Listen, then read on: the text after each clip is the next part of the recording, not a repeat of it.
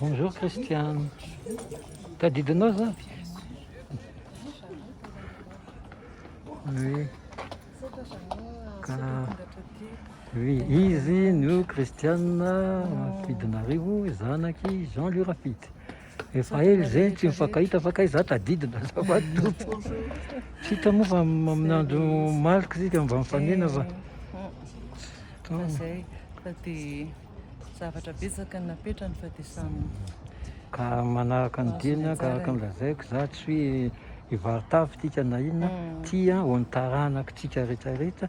Za zao nanontany an'ilay gardien parc Inatesa fantatrao hoe Jean Lurafity tsy fantany. Hitanao ka to mba nareo mpanao gazety ny tena zay niaralasa tamin'ny hatrany mialatsiny amin'ny teny frantsay perpétuer an'le lazan'le olona satria izy misy sady tantara ny olona nanao ny tantara ny voninahitra azy satria Zouk Roland niara-niasa taminy Sylvain Ramambazafy Thompson 2 dia Jean-Jacques Ramambazafy nampianarana malagasy teny tamiko misy Jean-Jacques tsy afaka moa izy fa tsy salama ny vadina hoe tena Rafidy misy nampianatra any télé izy izy ny tena marina. Tena izy mihitsy ny santatra zany rehetrarehetra zany teto Madagasikara ary tena niasa fanaovana gazety tena nataony tohizany ary nitohanany hatramin'ny farafofonany afaka tenenao ohatr'izany mihitsy. Ka faly mifoko mahita anao satria direct any amin'ny Facebook misy anaranao fa tsy sininao dia ahoana re zany fa ty zany ataoko Facebook satria be mpijery boka fa alefako amin'ny YouTube efa misy anakiroa zany nalefako to dia ty moa tonga dia tsy mba tapaka zany misy ny anahy satria zay le archive dia mitaranaka rehetrarehetra fa za zao manontany teny hoe za moa fa raha zay lasa izy mba hifilme Panao gazety dia ny asa mikasika ny vola rehetrarehetra ny Madagasikara sy ny fahaleovantenantsika ny amin'io zany dia ny asa mikasika rehetrarehetra ny tontolo iainana zany tena santarany dada daholo na mafisiny zany raha ny asa tamin'ny olona maro teto toerana satrany alavitra be tany ary izy zany tena nitondra foana ny fahafahan'ny Madagasikara fahaleovantenan'ny Madagasikara. Tena mafonja dia mafonja mihitsy satria zagy manana ny généalogie anareo hoe dia misy somary diso dia naovaiko fa nalefan'iny vaovao fa fatako daholo mihitsy anay mihitsy io fa zay zany raha afaka mizohitsika lavitra be fa ny akaikaiky atsika angamba dia taranaka Andrenifidy izay nitondra fanjakana teto Madagasikara momba ny toe-bola sy ny raharaham-bahiny dia nitondra minisitra izy tamin'ny androny dia izy koa zany nitondra fiangonana teto Madagasikara evangelista nitondra fiangonana teto ambonina-pamarinana sy tany Ambohidrarà Analamahitsy dia izy koa zany Andrenifidy izy ny malagasy voalohany indrindra tao amin'ny Akademia Nationale dia io zany tena mba nafinaritra ny dada mihitsy ny eritreritra hoe za koa zany lasa mpikambana mahefa amin'ny Akademia Nationale. Ty misy zavatra manitikititika aloha tsy zany na mivadika ary na ny tany fa manino izy izy no amin'ny cimetière Anjanahary izy nalevina fa nga izy tsy manana fahasanjazana. Io zany safidiny izy mivady mpifankatia afaka tenentsika hatray fa le milevina amin'ilay fasana anaterantsika ny dada zany olona nitaiza azy izy io nentoandreniny dia le nentoandreny io zany nandray andreniny satria Kamboty tanora kely zazakely dia efa Kamboty zany le reniny dadany io bebe lala ny fiantsonay azy dia Kamboty kely bola kely mihitsy izy dia nitezain'io nentoany io dia no nanambady izy dia ny zanany voalohany lamatoa zany dada dia izy lasa nanambady dia napetrany eo amin'ilay nentoany io zany dadany dia izay zany fandiny dada ilevina voavaly izy fa tonga moa mpanao porojenitra fa tsy hitananao ela Kristiana fa dia andrositsika zany amin'ny lanonana tsy hoe lanonana sanatria mampiomehy fa maiza amboninahitra anyrainao eny hafa meonao ihany tsika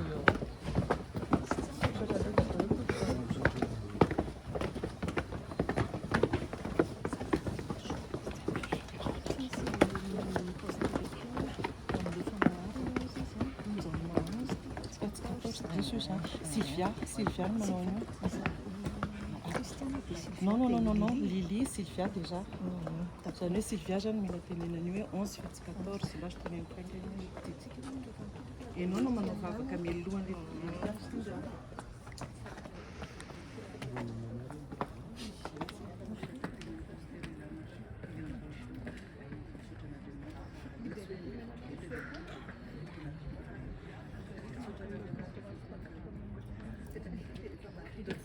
Fandikisazy ireo misy zavatra raha misy diso kely le mandeha mipetraka fotsiny tena fa vetsika miara-makatra manaraka satria ianao no manavoalohany dia manavoaka fotsiny kana koa no mahita c'est même ça que je leur dis ça alors tena dia efa nijereko miaraka tamin'ny fototra moa fo mahafantatra an'izay le toerako toerantsika tokony miaraka aminay zany ty za satria le miara-miakatra dia miara-miakatra c'est mihitsy amizay milana dia manaraka azy fotsiny zay zay mitsotra merci donc je le dis ça tena zay dia amin'ny vitany amin'ny lafivatatra iny amin'ny karana je tiens vraiment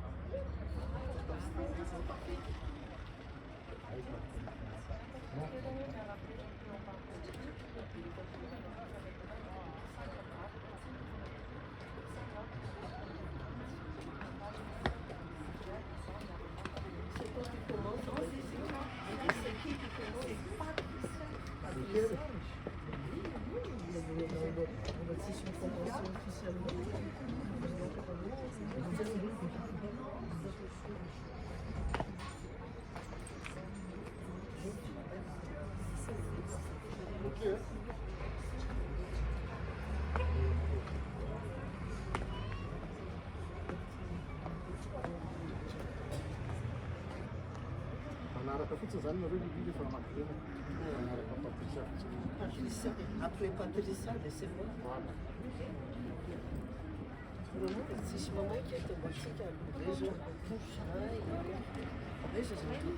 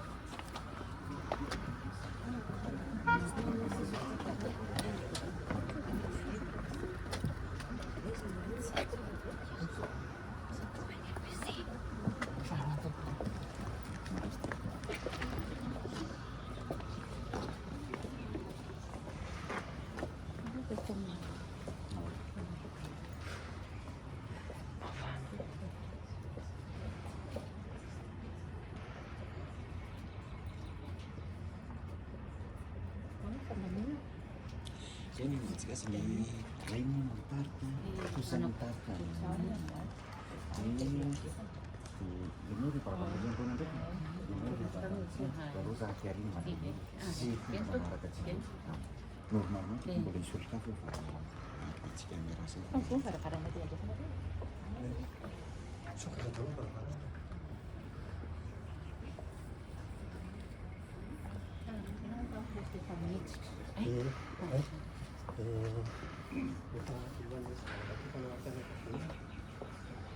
You want to phone?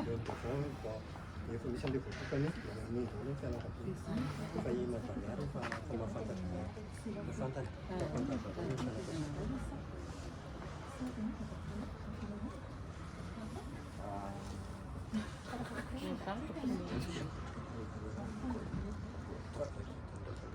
Coba poser la question, pas de question.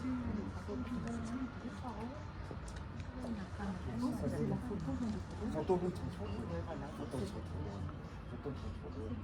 Et une autre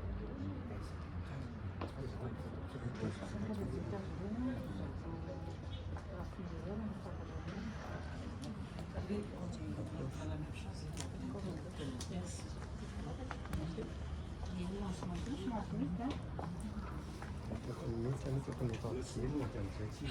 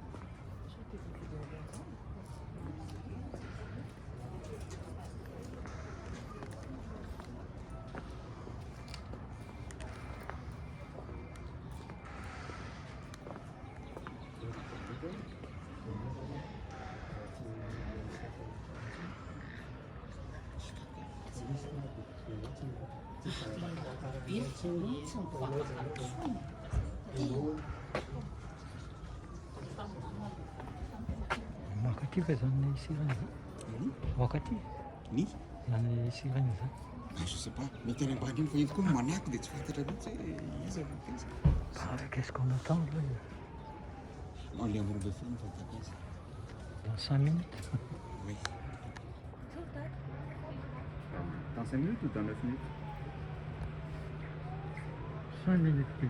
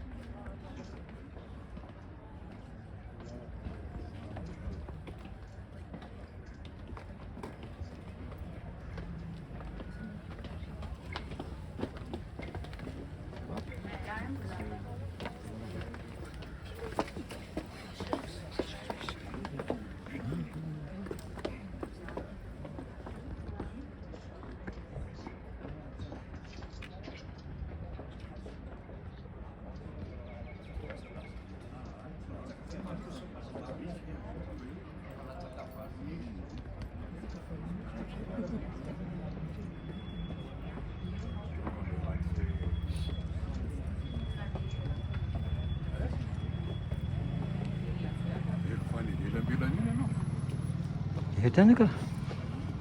Entana no? Entana ka? Yung Claudine. Hah? Ini ada soalnya.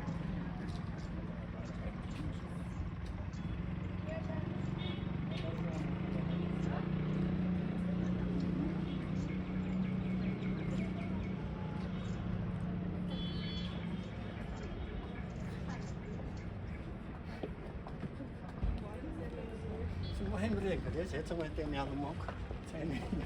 Saya tulis di situ. Ito, di situ terus sana ko pag-Facebook pala sa ito. Ay, manong sangkot. Ano, sinano? Taon eh.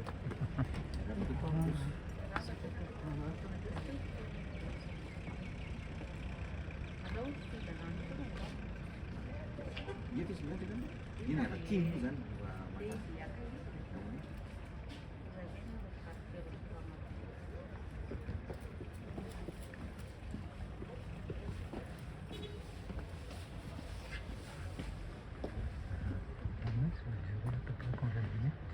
Pardon? Ça va durer combien de minutes là, à peu près? Bon, 1 heure. Hein. Une heure. Ça doit pas dépasser 1 heure. Ça fait combien de temps que tu fais ça? Mandos, oui.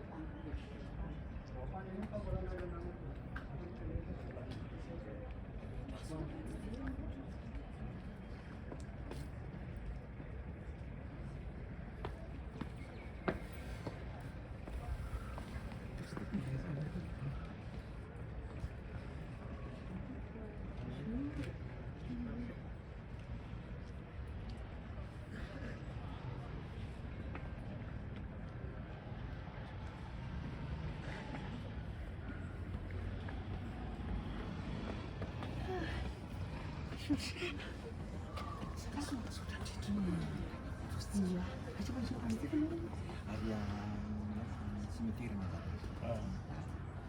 Rasus dulu. Merasa sedikit.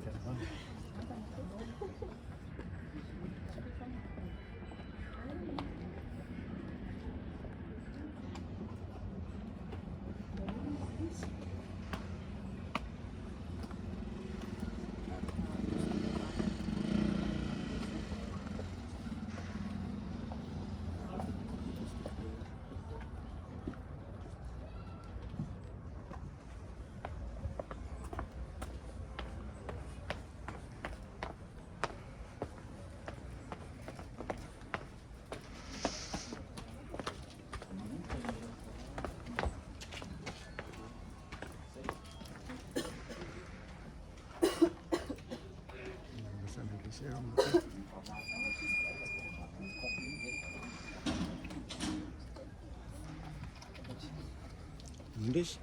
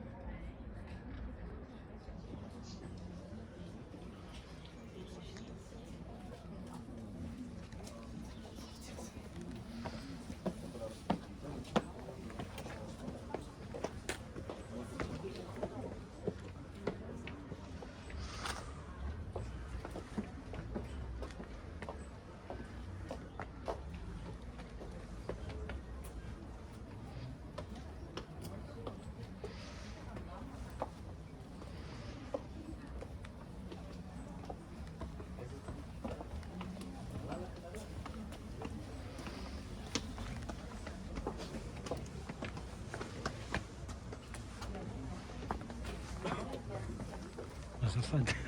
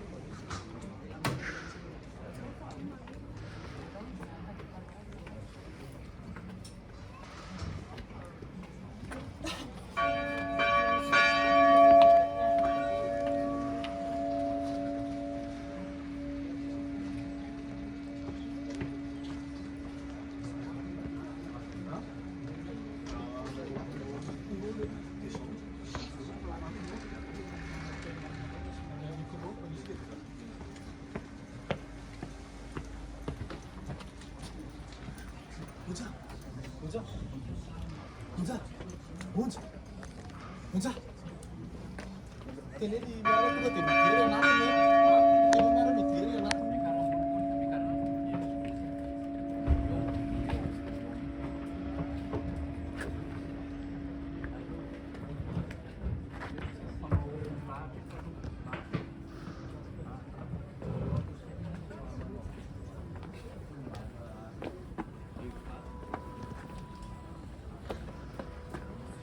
Thiếu phẩm với tập phẩm lắm.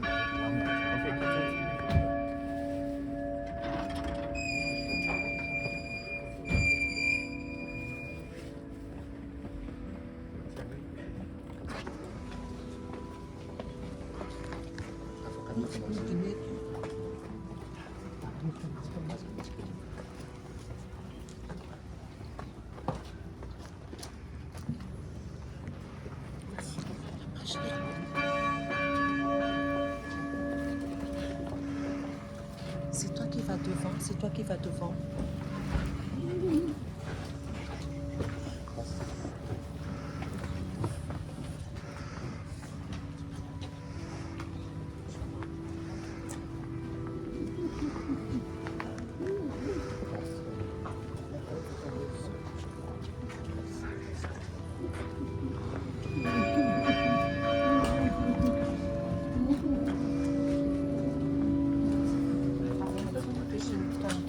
Decoração que tu vai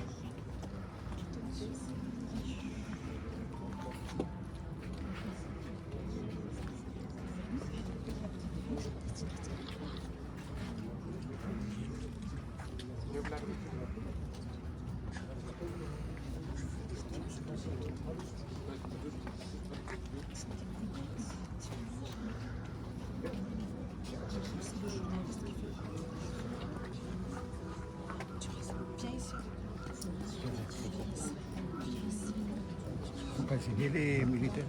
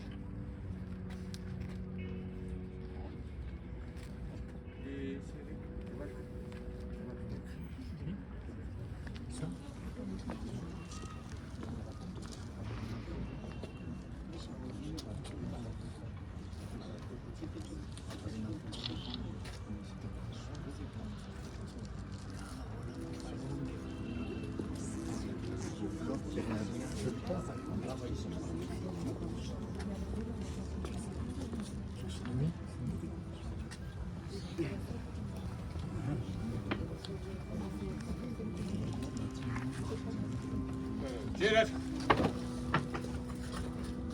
Goed. Nee.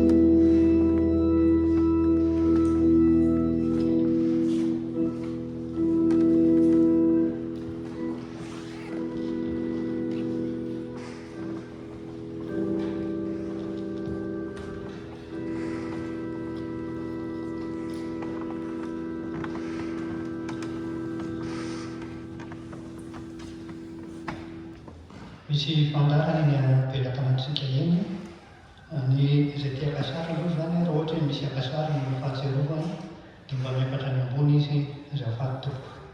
Misy fantsiana sy fanamboarana ilay fantarana ny ampelantanantsika indrindra. Ny tenin'Andriamanitra hovakiana ao amin'ny filazana tsara araka ny Jaona 1:20 fa tsy 4:20. Jaona 1:20 fa tsy 4:20.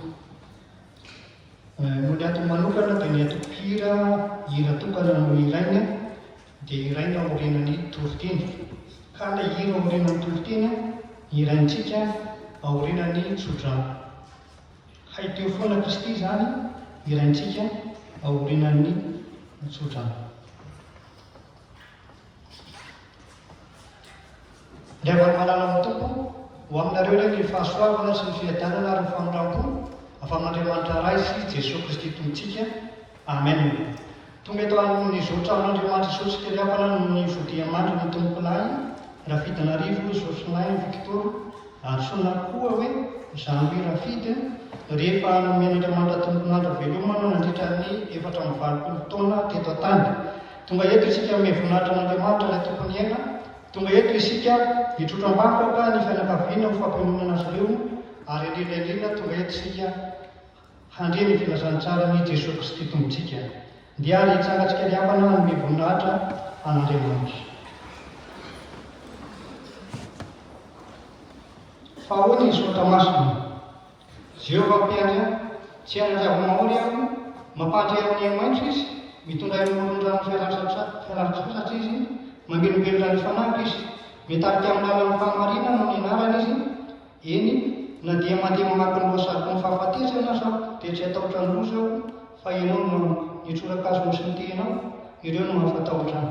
Mamelatra latabatra no loko eny mason'ny fahavaloko ianao, manosotra dililony lohako ianao, ny kapoaka feno dia feno, eny tokoa fahasoavana sy famonram-po no anaraka any amin'ny rehetra iainako dia toetra ao an-tranon'i Jehovah andro lavako. Amen. Iraintsika mira voalavitra.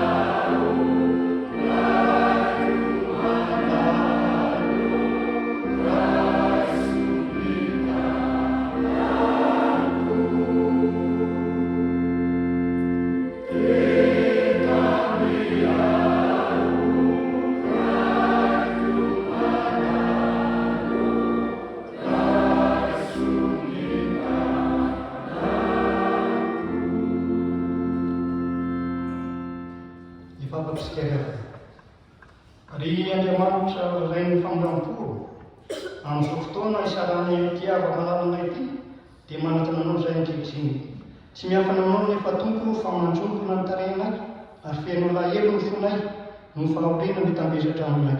koa dia mangataka aminao izakany ampahirezo ny fony azomandro esory avo ny fampifiana sy ny famozako mba hitoerany fiadanana ao anatiny meo azy tompo ny finoana sy ny fanantenana ka hampamerapirata ny fony ny fahazavany tavanao ao ka mba hampatsiarovina anio amin'ity ora ity fa efa nandresy ny fahafatesany ianao azay rehetra mihinanao na dia maty azy ateveriny indray toany amin'ny fanaino masina ary izay tompo mba aizanay miteny manao hoe iza no anay any an-tany ary tsy misy ety ambony tany irinay tahaka anao na dia levo raza ny fonay sy ny nofonay dia mbola vatolampy ny fonay sy andrarany mandrakizay ianao Andriamanitra ankehitriny any tompo ao ka nefa ny anao masina hiaso amponay azony mifantoka ao anatin'izao fanompam-pivavahana izao mba hitonga fampahirezanao anay tokoa izao fionanay ianao Andriamanitra raha izao dia amin'ny anaranao Jesosy ny vavahana toy izany amen.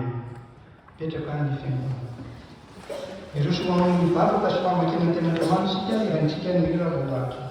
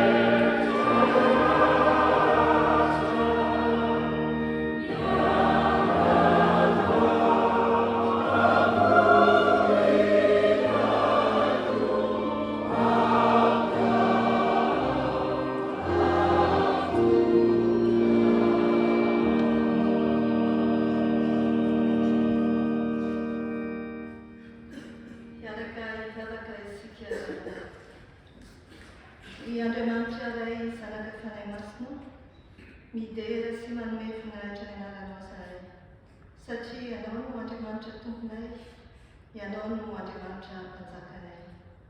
Misaotra Tompo fa tonga amin'ny fotoana izay iainona miteny avy amin'ny soratra masina izahay ary andraisanay niafatra avy amin'izany teninao izany.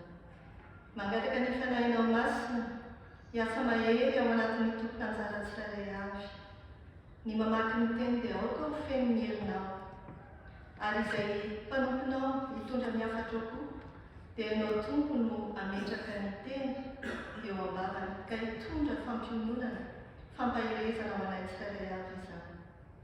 Ary mbola mivavaka ihany koa izahay ho anay tsirairay avy izay vory eto ankehitriny andre izany teninao izany.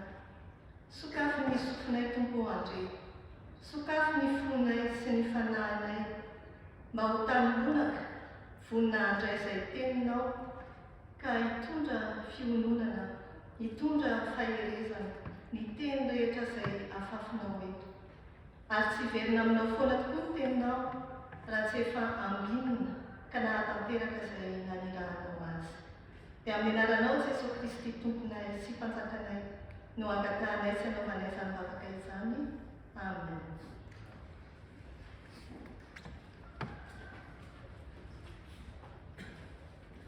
Salamo fahatelo amby zato andiny voalohany ka hatramin'ny fahafolo. Misaorany Jehovah ry fanahiko, ary izay rehetra atao anatiko, misaora ny anarany masina. Misaorany Jehovah ry fanahiko, ary aza misy adinonao ny fitahiana rehetra, izay mamela ny heloka ao rehetra, izay manasitra ny aretinao rehetra, izay manavitra ny ainao tsy hidina any andavaka, ary manarona famindrapo sy fiantramanao, sy izay mahavokisoa ny vavanao. Ny fahatanorana mody indray toy ny an'ny voromahery. Jehovah manao famarinana sy fitsarana amin'izay rehetra mpahoriana. Efa mampafantatra ny Mosesy sy ny lalakalehany izy, ary zanak'Israely nampahafantariny ny asany. Mamindra fo sy miantra Jehovah, maharo-po sady be famindrapo. Tsy mandateny mandrakariva izy no mitahiry fahatezerana mandrakizay. Tsy mba manao amintsika araky ny fahotantsika izy, na mamaly antsika araky ny hevintsika.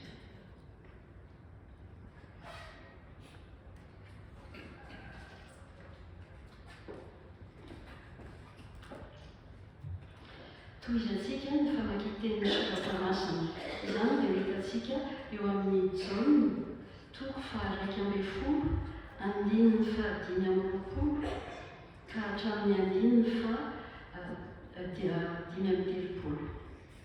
Jaona toko faha 1:10, andininy fahadimy amby roapolo ka hatramin'ny andininy fahadimy amby telopolo. Rehefa hita izany dia hovaky itsika amin'ny anaran'ny Tompo. Hoy Jesosy taminy, izaho ny fananganana ny maty sy fiainana, izay minoa na maty aza dia ho velona indray, ary izay rehetra velona ka minoa dia tsy ho faty mandrakizay. Mino izany va ianao?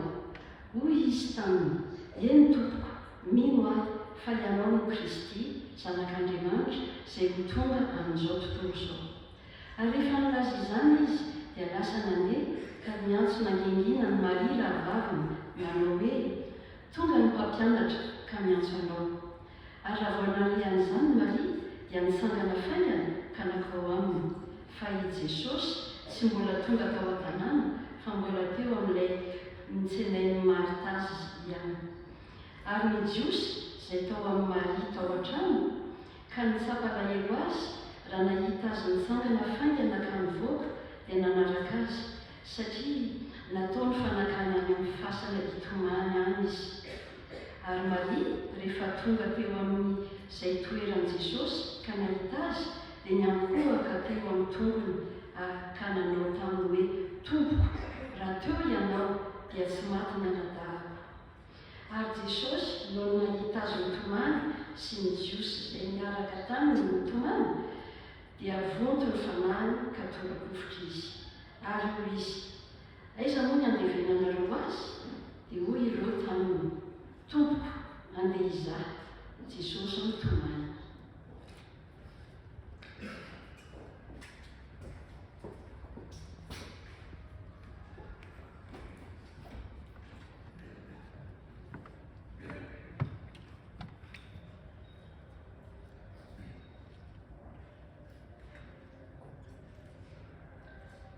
tsiro any Romanina.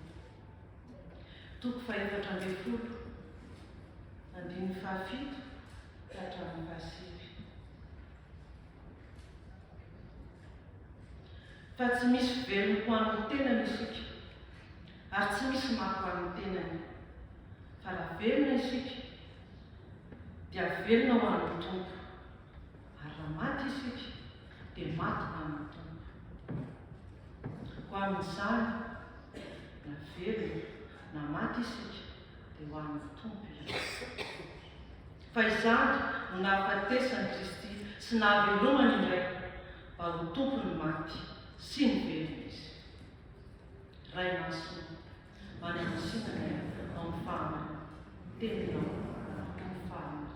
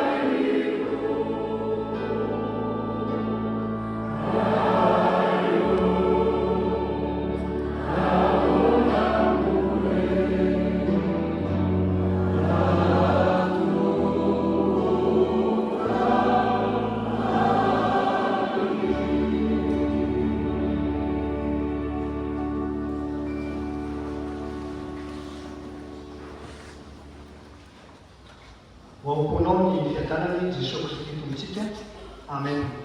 Ny teny notsorain'ny fianakaviana mba hifampahirezana manoloana izao fahoriana hatrehantsika izao dia izay hita amin'ny Salamo 7:1 andininy voalohany ihany.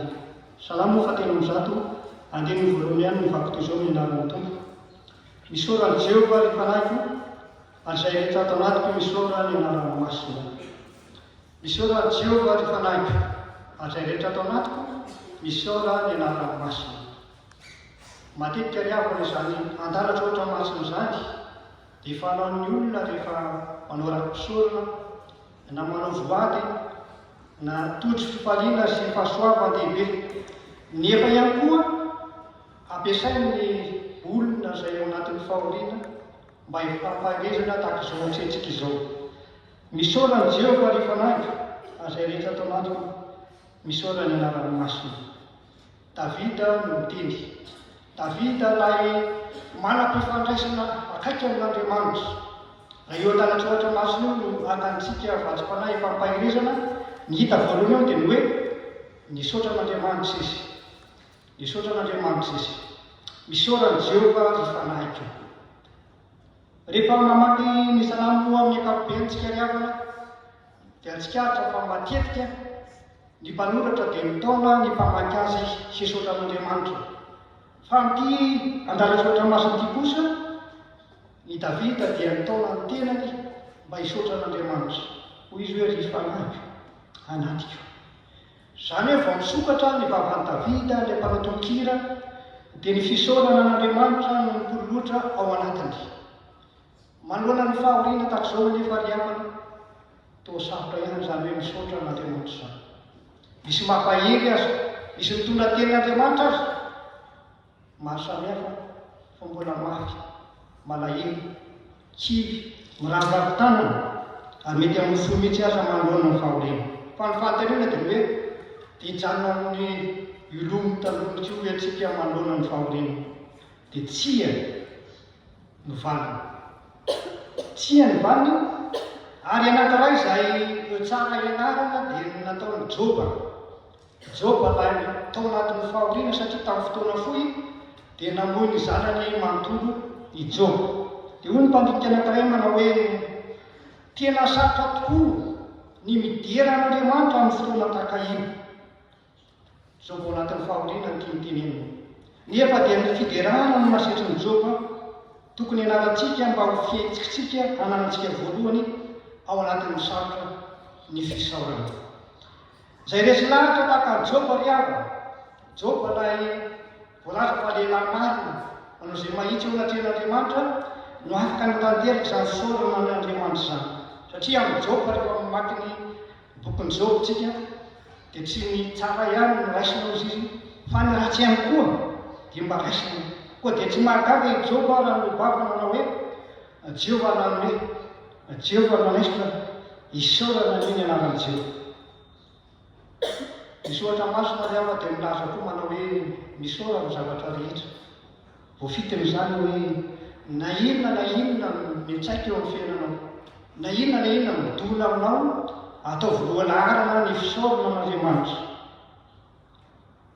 Tsy tsaroantsika ve ny fihetsika rahasalama raha manaraka ny tantarany rahasalama isika. Iny an-tanana efa fatany fa efa ho faty izy, fa mbola hira fidirana ihany no natao hita molana tsara ka izy oloko inantony azoko ny famonjena ka ho tanana. Tsaroantsika petrika vaingana i Paoly sy Silasy tany am-pikajana tamin'ny mamatonanina dia nivavaka sy nidera an'Andriamanitra izy. Izany hoe ao anatin'ny sarotra vao maika aza mety ho tamin'Andriamanitra misaotra an'Andriamanitra izy milala. Ary tsy Paoly ihany azy fa i Jesosy Kristy mihitsy no nisaotra an'Andriamanitra amin'ny alàna izao andrin-tsotra masina izao. Hoy Jesosy manao hoe amin'ny anaran'ny Tompo, raha eo tonga ny fotoana mankalazany zanakao mba hankalazany ianao.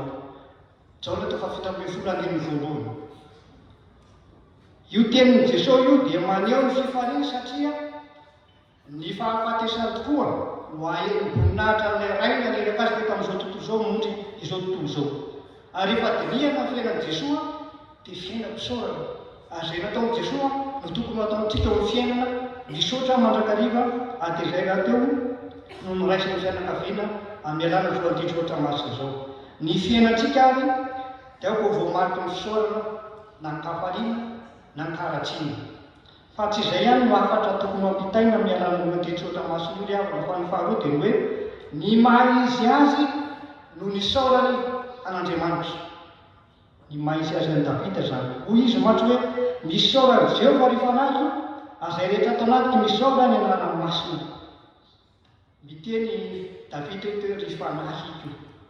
Entiny ilazana ny ampahany akaiky indrindra amin'ny maha izy azy ny teny zany. Ny fanahy arak'izay ahitana azy ao anatin'ny Baiboly ry havana dia tsy tahaka an'izay fiheverany midika azy. Ny midika amazy dia hoe ampahany amin'ny ara-nofo, na ampahany koa ara-matery amin'ny maha-olona, na ampahany izay voagetra n'ity vatana ity. Fa ny fanahy ao amin'ny Baiboly dia ny hoe entina ilazana mihitsy ilay tena izay na vatana fanahy, entina ilazana mihitsy le olona iray manontolo. Zany no antony ilazana hoe lay maha izy azy any Davida mihitsy no nisaorany an'Andriamanitra azy latsaka any am-po izany fisaorany zany. Izany aloha dia fanatanterahana tokoa raha tarafina amin'ny tenin'i Davida lay didin'Andriamanitra manao tiava Jehova Andriamanitra ao ny fonao rehetra sy ny fanahinao rehetra ary ny herinao rehetra. Ny endriky ny fisaorana an'Andriamanitra atao ary maha izy azy ny tena zany no marikilay fitiavana an'Andriamanitra no valin'ilay ny tiavany antsika olombelona. Andriamanitra nanty mantsy dia ny manontolo no natory ny taon'i Jesosy Kristy.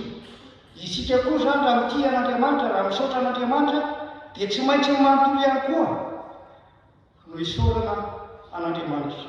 Ry havana manamanontolo. Arak'izany ny fisaorana an'Andriamanitra dia tsy molotra fotsiny. Tahaka ny zaza rehefa omena fanomezana dia misaotra toko, avy eo mety adinony. Fa tena miantsaika hatrany anatiny mihitsy. Hoy Davida ry amin'ny Salamo fahavalo amby 30:1 manao hoe hidera anao amin'ny foko rehetra aho. Ny fotoko ny voaniny izay tiantsika ambara avy ao anaty. Ny fo Jesosy, ny voaniny maloto, na ny madio, na ny tsara, na ny ratsy. Noho izany miankina amin'ny teopoko ny teoponao no ahafahana misaotra an'Andriamanitra raha ity andalatra oatra masina ity no jerena. Fa inona moa matiny hitondrana ny vata malatsika ny mparipon'Andriamanitra dia am-piangonana. Ny valiny dia hoe ho fisaorana an'Andriamanitra. Anisan'izay ho fisaorana an'Andriamanitra no nanomezany tombon'andro velomana ny faneraserana. Fisaorana an'Andriamanitra ary voalaza teny-piantoana fampiangonana fianakaviana indrindra dia resana filazantsara Jesosy Kristy. Raha ity andalatra oatra masina ity zany dia ilay voalohany no antsentsika teo hoe misaotra an'Andriamanitra no nananana izao mpanopon'Andriamanitra izao. Tsy ho fombafomba sanatria ny fitondrana ny vata mangatsika dia am-piangonana, fa tena fisaorana an'Andriamanitra amin'ny fo manontolo no nanomezany azy antsika. Mitondra ny fatiny avantsika isika ty am-piangonana mba ho fisaorana an'Andriamanitra fa tsy hoe fomba satria kristiana na koa efijekema na katolika na finoana hafa dia entina ny olona dia mba entina. Fa ny tena votoata dia fisaorana an'Andriamanitra raha izao tena Andriamanitra izao no jerena. Paoly apôstôly ry havana dia namporisika ny kristiana atao Kôlôsia hisaotra an'Andriamanitra dia ho indrindra izy hoe miraha amin'ny fahasoavana ao am-ponareo an'Andriamanitra. Kôlôsiana 3:5 tapamby. Ny zavatra atao zany raha tena tiantsika ny akasitrah'Andriamanitra dia ny fisaorana avy ao am-po satria fantatra Andriamanitra tokoa ny toe-po am-panahintsika rehefa mionamina isika. Ry havana manao manontolo, tsy misy antony tokoa andehanantsika teo am-piangonana raha tsy izany fisaorana izany no ataontsika voalohany. Misaotra an'Andriamanitra isika satria nomena Andriamanitra efa tamin'ny 20 taona ny ainana izao mpanopon'Andriamanitra izao, indrindra ny miainana maha kristianina azy.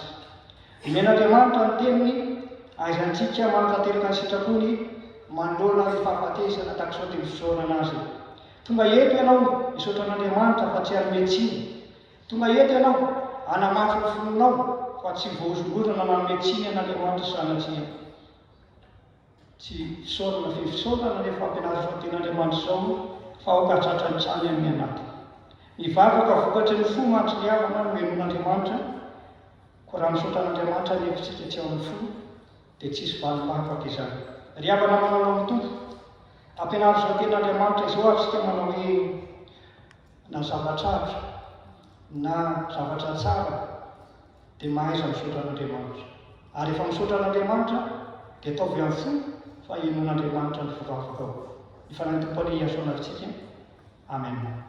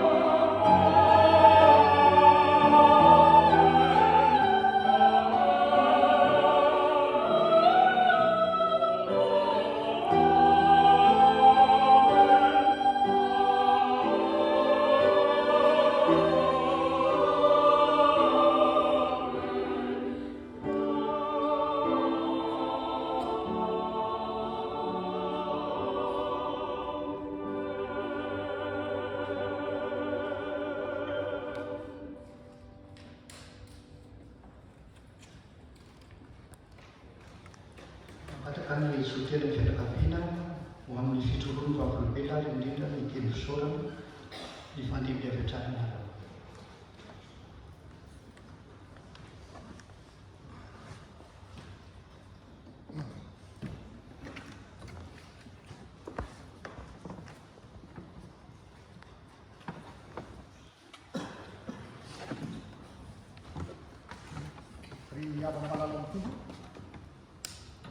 Ry havana malala tompo.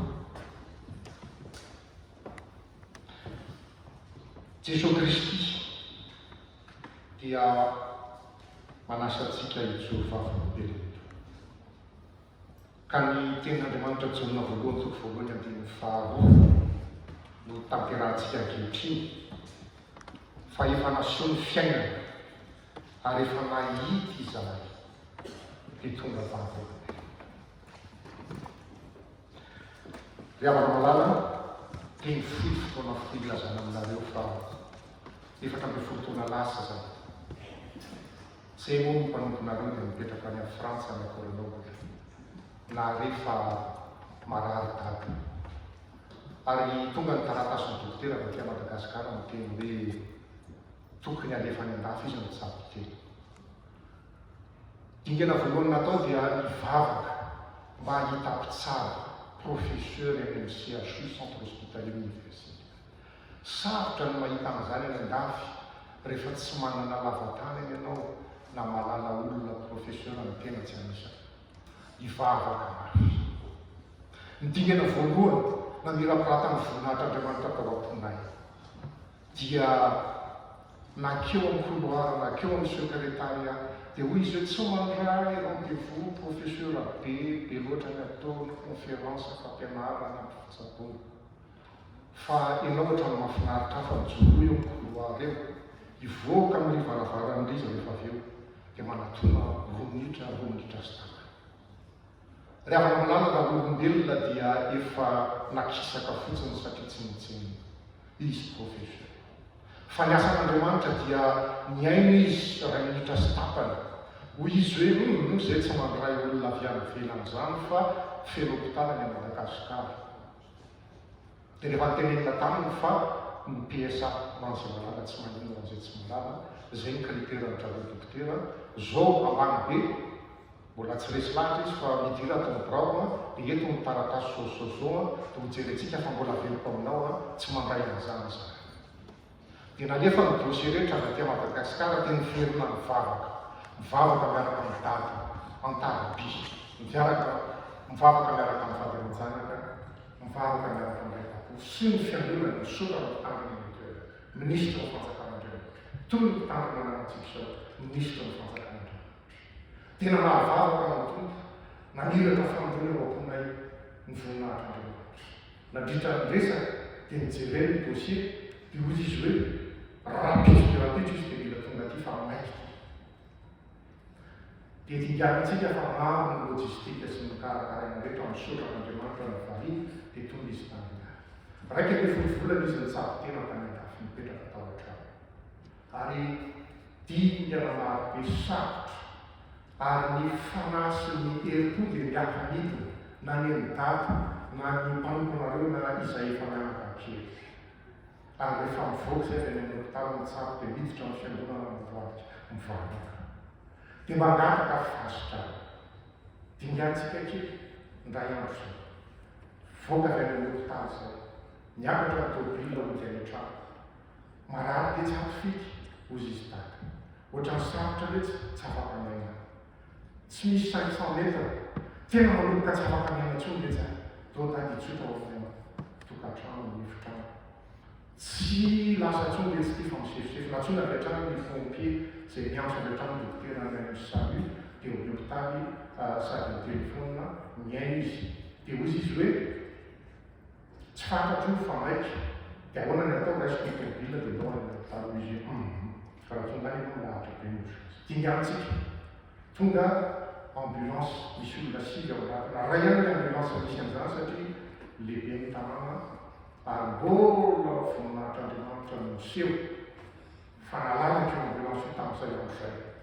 Ary efa tonga dia fa raha efa nitsabo lafy izy dia efa lasa satria izay tsy mahalala fa ay embolie pulmonaire ho an'izay mahafantatra ny embolie pulmonaire isaina no minitra rehetra fa ny minitra rehetra dia maty ny velona ary rehefa tonga ny SMUR service médical d'urgence de Grenoble olona sivy izy misy docteur misy anesthésiste misy infirmier misy brancardier misy chauffeur diplômé daholo tonga ny amany rehetra napetraka dingantsika dia ozy izy hoe na ozy izy fo na infarctus AVC na ozy izy embolie pulmonaire dia natsoina ny docteur dingantsika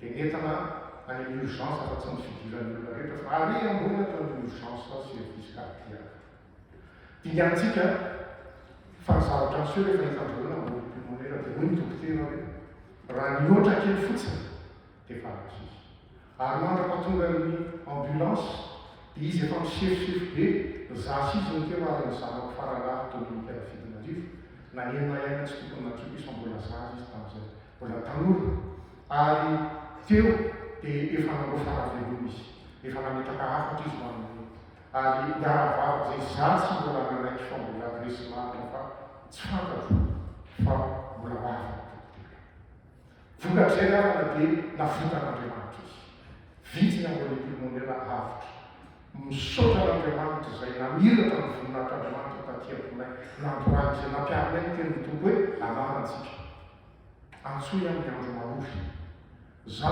amonjy ary ianao anome voninahitra nanomboka teo izay sy tady isan'andro manome voninahitra n'Andriamanitra ary rehefa mody izy raika ame folovolana taty aoriana dia hoy ny docteur hoe rémission totale la cancer l'embolie pulmonaire efa lasa tonga taty Madagasikara ny lokoany hoy ny zandriny anankiray malatrika eto izy datan'alaly tsy fety ny enali fa mitombo fona raha manala lalina ny tenin'Andriamanitra sy fiasa tifentsika tsy fantatra ny olona ka tia lazay fianakaviana raha nanao fiarahana dia ny voalohany avy hatrany tena mivoaka mivavameny io izy dimy amby sivifolo taona ozy izy hoe ny tenin'Andriamanitra tamin'ny Jobily fanambadiana voatsera hoy izy hoe ny teny apetraka amin'ny fiarahana dia misaora ny Jehova fanaritra misaora ny lalana misaora ny Jehova fanaritra ary zay rehetrakonata misaora ny lalana ka namarana natiavana dia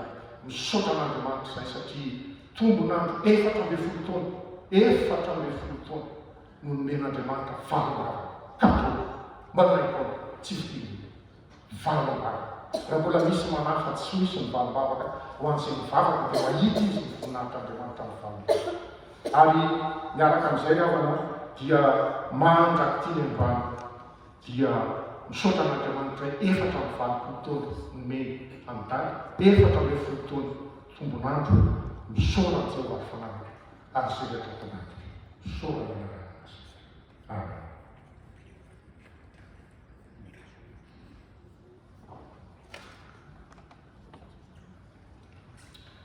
Dia rehavana manaraka ny fiangonana dia fitaovan'Andriamanitra ny amin'ny fitoriana ny fanjakan'Andriamanitra. Izy faloha ho an'ny minisitra ny fanjakan'Andriamanitra dia mitandrina ny vady atolotra ny fianakaviana tsy manonona ny vidiny ary izy faloha atolotra ny fiangonana ho toy amin'ny asan'ny fiangonana asa masina fitoriana ny anaran'i Jesosy Kristy. Amen.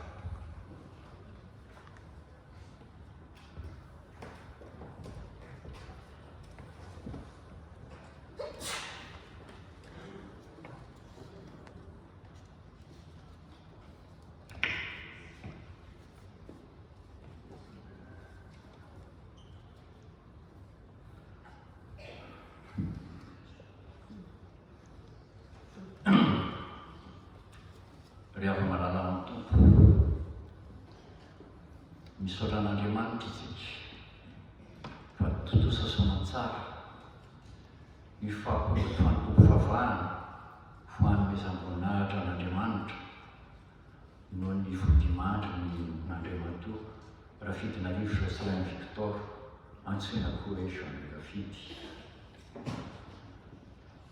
ho amin'ny anaran'ny vadiny Ray Vololona Claire amin'ny anaran'ny zanany Andrianarivony Sylvia Menadavy amin'ny anaran'ny Andrena Foliana sisy menadava zavato amin'ny anaran'ny zavikely sy ny zaviafina, amin'ny anaran'ny retapo aminy, amin'ny anaran'ny retapo amin'ny vadiny no ijoroko eto miteny teny fisaorana sy fakatelemana amin'ny nataony rehetra ny amin'ny nandritra n'izay fotoana naharitra.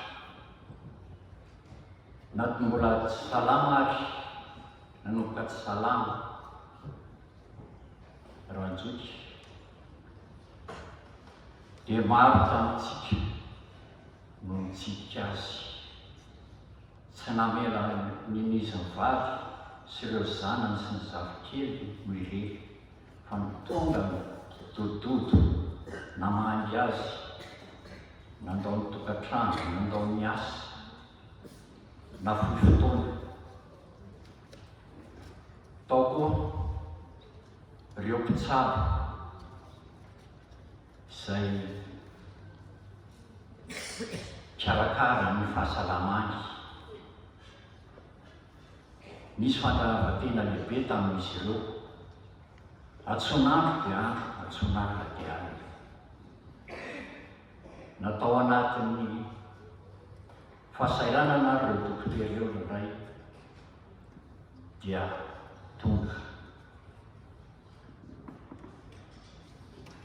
Tao koa isika rehetrarehetra raha vao tonga amin'ny fotoana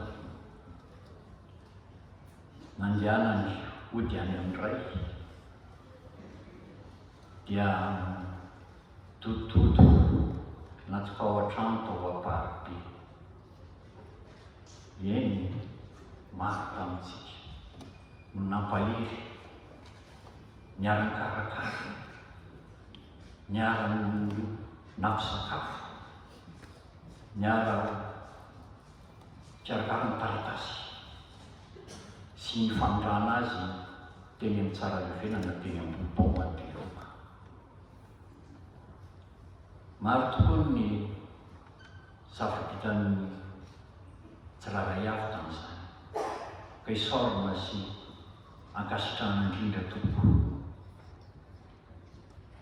Tao koa ny sasany tamintsika efa taty aoriana vao nandeha, efa tonga teny amin'ny tsara levenana, teny ambony baumateloka dia nidododo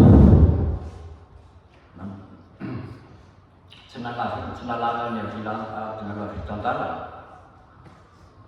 fa mbola tondra ny teny fampionona sy ny fahampiarezana ho an'ny fianakaviana. Sitraka eto matory toko ka valiana raha matsy ahy. Tao koa ary tsy kely nefa be dia be kokoa ny vita dia ny tsara levenana tao am-baumateloka. Isaorana, ankasitrahana, telona toko ny zava-bitanareo tamin'ny fikarakarana rehetra.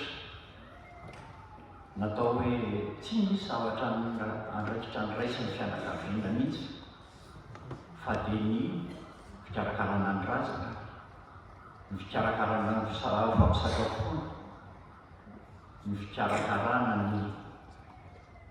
ny zava-maneno sy ny maneno tendrena sy ny fanamafisam-peo dia tao koa ireo mpahandro tsy adonina mihitsy izy ireo satria dia nisy fandava-be tena be lehibe tao aminy.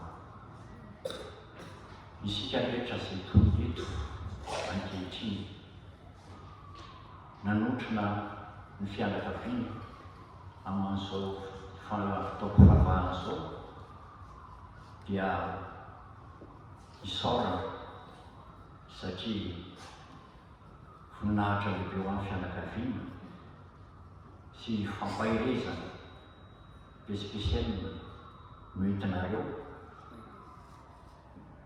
mampahery anay. Eny tompo mijery anareo maro be tahaka izao dia efa fampiononana sy fampahirizana amin'ny fianakaviana. Tsisy mpampiona moa ataoko tsy maintsy mionona ka maintsy maika tsy mahairaka moa ka ohatry ny mpianakavy finoana tapaka sy ny namana havana mantsaka izy manotry nito koa dia isaorana ianareo ankasitrahana indrindra tompoko. Ankasitrahana ihany koa ireo miavana anampitan-dranomasina na ny totoerana ihany koa tsy afaka nanatrika izao fotoana izao noho ny toejavako misy ao ny tsy salama ny totoerana ny mpita moa dia lavitra mijery mivantana izao fandarana izao amin'ny alalany Zoom ka mariky ny fiarabany fianakaviana sy ny fakasitrahana azy ireo dia anangana tanako tanakavanako kopakopakanareo zay rehetra any ampitany sy any atokantrano any zay tsy afa manatrika izao fotoana izao misaorana sy fakatelemana anareo saotra indrindra to ao koa ny tsy afaka nanatrika izao Zoom zao no miantony samihafa fa nandefa afatra manokana amin'ny alan-tambazotra isan-karazana. Ao ny mailaka, ao ny Facebook, ao ny Twitter, ao ny WhatsApp sy ny maro hafa tsy voatanisako eto. Isaorana indrindra izy ireny satria dia nendrika atao amporo tokoa teny fampahirizana natao izy ireo. Ary isaorana manokana etiko ny eto amin'ny fitandrina tsy kely fa lehibe indrindra nareo eto amin'ny fitandrina. Isaorana tokoa ny blobeona izay nanome malalaka ny ahafahana manao izao fotoana fanovana izao.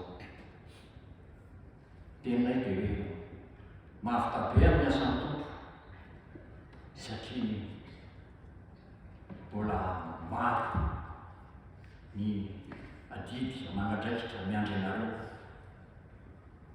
Isaorana koa ny mpitandrina izay manaiky mitondra ny tenin'Andriamanitra sy ny fampahirizana avy amin'ny anaran'ny tompo. Sitraka eto matory tompo ka valiana na raha matsiaka. Lehibe dia lehibe tokoa ny vitanoka azy teo ary tsy hainay valiana fa ny tompo amary fitianao ary nirarianay dia mba hoala velona ianao ary avita be amin'ny asan'Andriamanitra izay miandry anao. Eo koa ianareo diakona tompony anjara isaorana manokana ianareo tompoko satria natao anatin'ny asa mandrarary ianareo dia nieraka ny ampiasana mba ahafahana manampy ny fianakaviana fanatsotsana izao fotoana izao. Isaorana koa ny atoko-pira na dia vao maly no maly ary izy ireo no natsoina hoe manengaviana mba hanana anjara ho ana fitovitovy vavahana. Saotrana manona fotokoa ny zava-pitanareo ary kanto dia kanto ny ilanareo. Zaho manokana dia tia ny hira klasika ilainareo. Misaotra indrindra ary aza miova fony aza miova fa toy izy zao azo valim-panompoana eo anatrehan'Andriamanitra ao. Ary tsy keliko nefa ny zava-bitany dia ny mpandrara ny finoanana. Ireo natsoina nankitan'izay nanomboka hatramina nalasana ny tompokilany izay nanomboka sabotsy mandra-pariva ny andro efa amin'ny 7 alina mbola mifanarasera tamiko amin'ny fandaminana ny atao-piangonana. sy ny hoe zavatra ilaina amin'ny fanatetarana fotoam-pavahana. Eny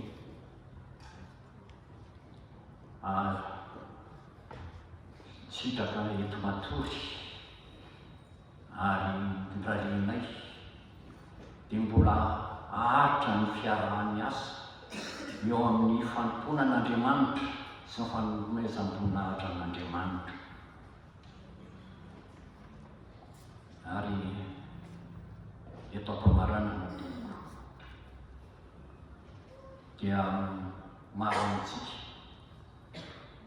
no anatrika ny fotoana ery amin'ny fahasalamana Janahary. Isaorana ianareo satria manome voninahitra ny fianakaviana ary mbola fampahezana ho anay no fantapahanay anareo eny. Zay tsy afaka eo kosa nefa, zay tsy afaka andeha eny kosa nefa, dia tsisy tsy mivelively toko fa efa be ny vitanareo. Fantatray fa misy antony maromaro. Ka raha mbola anatoto-safidy nareo any ambadika any amin'izay ianareo any, dia raha irarinay mba ho vita soamantsara izay adidy ho ataonareo mba ho voninahitr'Andriamanitra irery ihany. Ary ireo kosa ireo mbola monjy asa kosa dia mahavita mahatantera ny asa mandraikitra izay apetraka ny lehibe aminareo, satria Andriamanitra manome anareo amin'ny asa io ka tsy maintsy atao amin'ny anaran'Andriamanitra ary mba voninahitr'Andriamanitra ny hanaovanareo izany asa izany. Dia eto am-pamaranana tompoko satria efa lavalava ihany zay, dia misaotra mamerina manantitra ny fisaorana sy fankatelemana ho antsika tsirairay avy momba ny fialantsika eto amin'ny fiangonana indray, dia apetraka ny hoe Ray aman-dreny mpitandrina ny fandaminana izany ho asany io tain'Andriamanitra isika rehetra.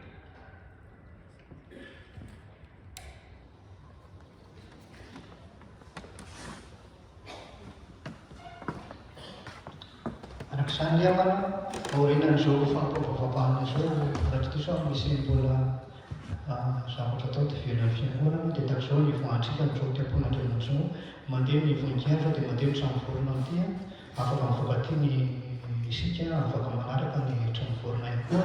Vita ny seremonia eo dia milaritra ny fotena fianakaviana satria misy amintsika tokoa mety tsy ho afaka amin'ny am-pasana ny antony maro samihafa, ny mandeha moa tsy zotona, ny mijanona tsy laina, fa ny fiadanany tompoko amintsika rehetra dia samy manaraka izay fandaminana izay tompoko mba izy eo ny voninahitr'Andriamanitra dia koa no mandamina rehefa tonga izay fotoana izay. Iraintsika ny hira manaraka.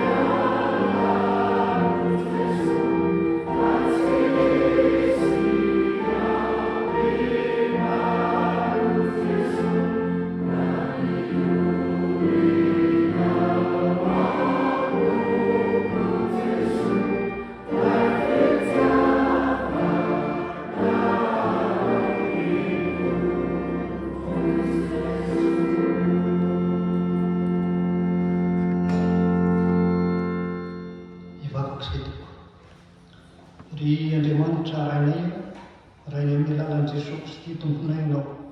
Misaotranao ny fahavitanjo fampampihavahana izao, indrindra ny nandrenesanay ny teninao izay mitarika anay mba hisaotranao Andriamanitra na dia ao anatin'ny fahoriana aza. Amin'ny finoana sy ny fanantenana fitsanganan'ny tena maty ary tompo no anataonanay ianao ankehitriny. Torotoro ny fonay, mitanotry androanay ary narotraka ny ranomasonay. Kanefa mino izay tompo fa ianao dia mahay mampionona anay. Minonay tokoa fa na dia maizina aza ny andronay dia mbola mirapiratra eo aminay ny tari-pahasavan'ny tavanao. Ary dia izany ny tomponay sy fanantenanay. Fantatray fa tianay fa na dia ory aza izahay dia mbola faly aminao. Mitoera ary aty anatay tompo ary meo anay ny fiatananao. Amin'ny anaranao Jesosy rehefa nanganana ny maty sy fiainana no anirianay sy angatanay izany resaka izany. Rainay eo izay ny an-danitra.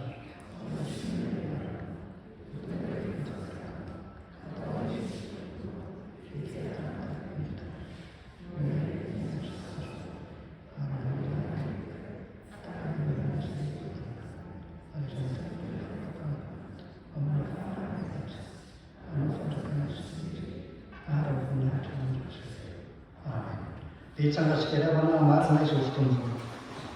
Amen.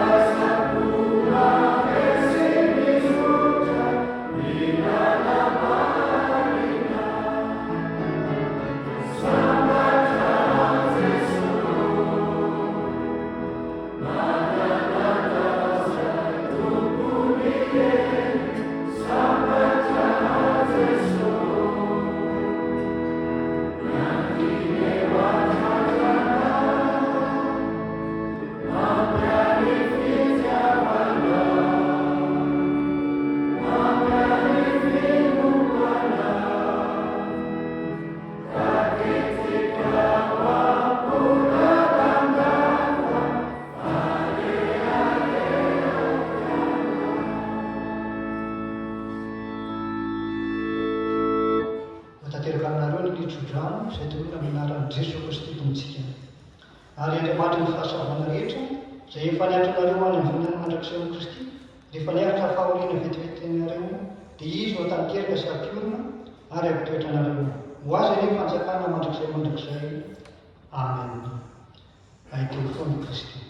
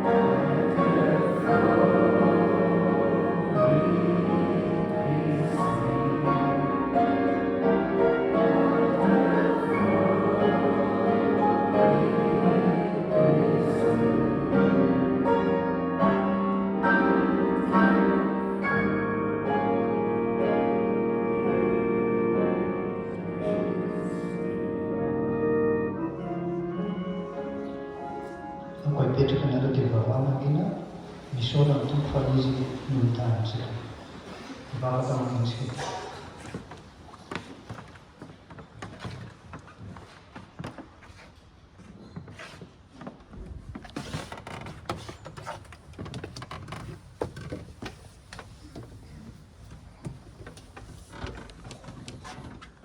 Mana mata area ini mulai kami ada sejarah apa masuk.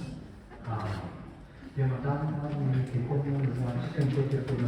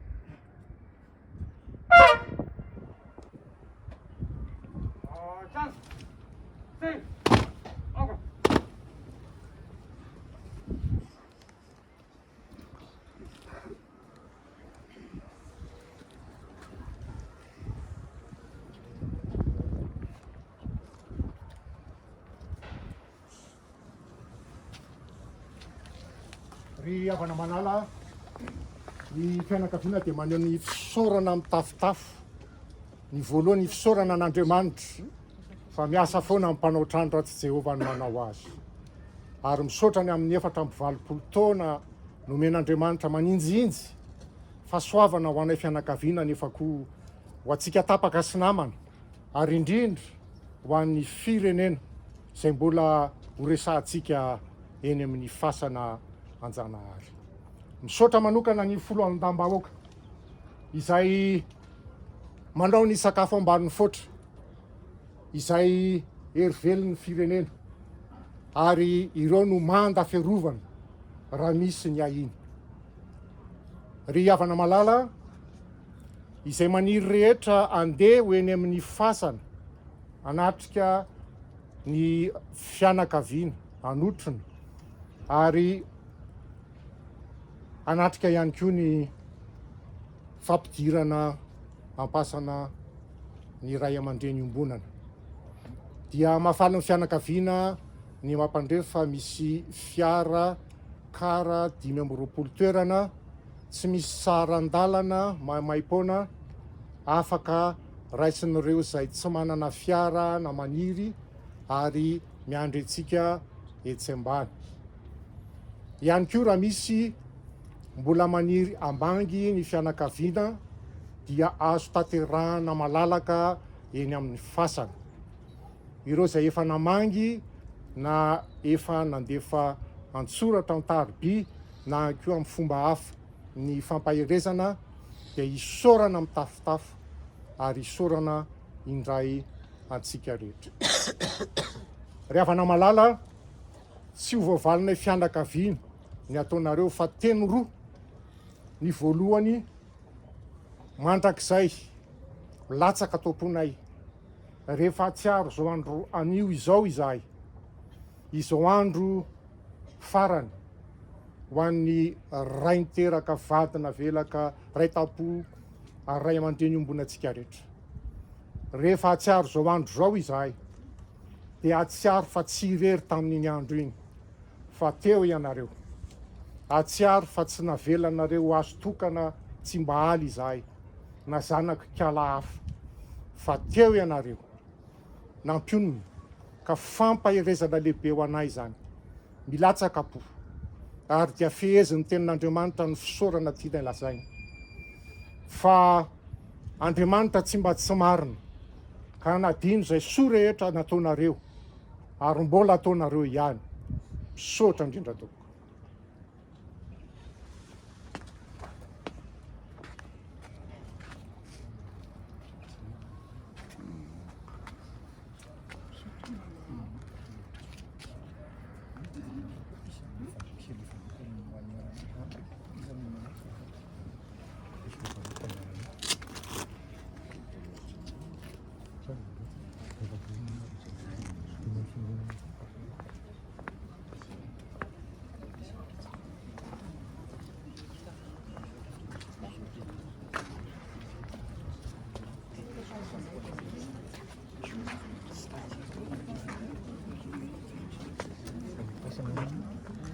Hah?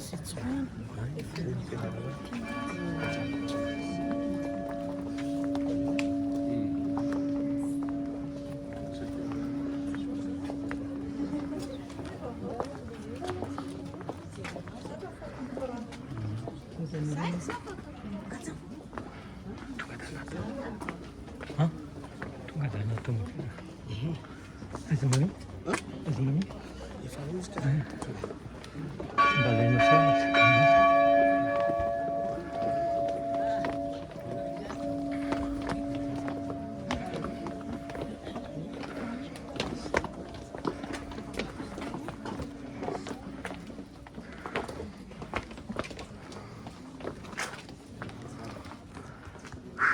Dia apa video juga?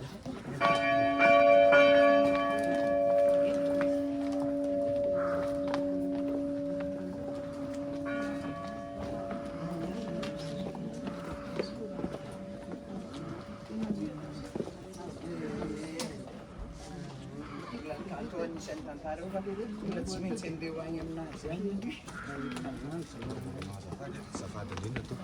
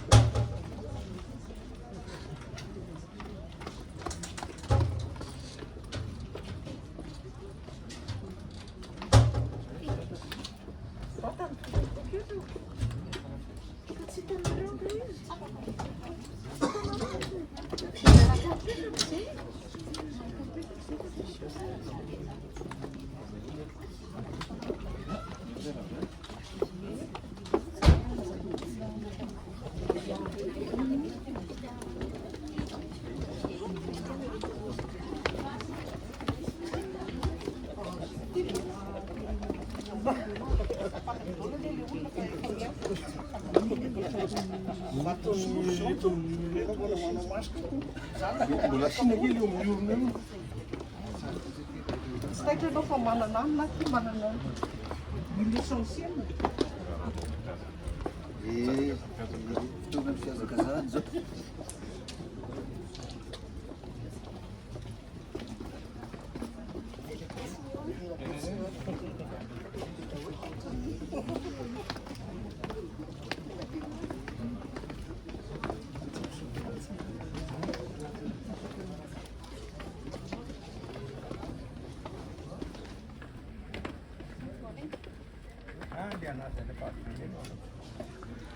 Izy ny filohan'ny mpanao gazety Zokiolona Norbert Sata Jimboura Sata, filohan'ny CDJ CJD